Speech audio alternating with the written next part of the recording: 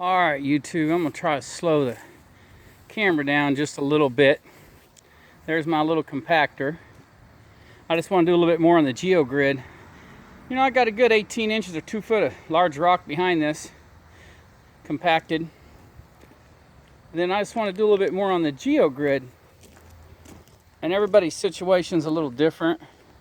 Like, this is the real deal, the real world, old foundations, wall going up. You know, step downs, not some little girl contractor thing where you got a new apartment complex you're doing, and a bunch of new equipment. You know, there's a pile of roots up to 8 inches in diameter I dug out that were in the way. Yeah, hand dug everything, stubbed a conduit in for some automatic lighting out here. But anyway, the geogrid, keep in mind, this is a corner, okay? Big round, let me get a better shot here.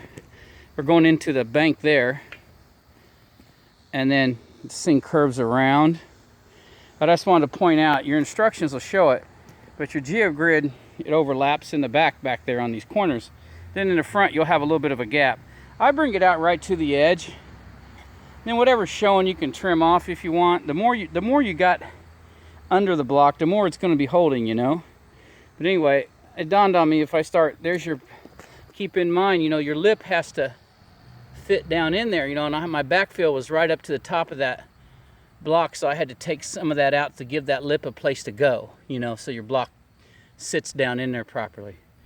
But there's one block in place. It dawned on me that I could start backfilling and, you know, start using some of that stuff up. In the very, very back, I put about 25% dirt and 75% rock, but all here in the front is all solid rock, you know, heavy rock.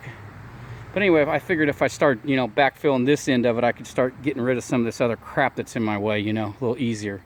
But anyway, I just wanted to point out that make sure you got your backfill down here low enough for your lip to fit in there.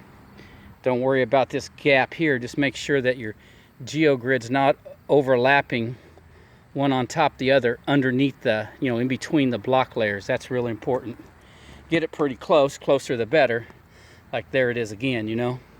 I come out pretty close, but anyway, there, you got a bunch of overlap back there, doesn't hurt a thing. Now, as these layers go up, I'll go every 2 blocks or every 1 block, and these geogrid links will get longer and longer and longer back into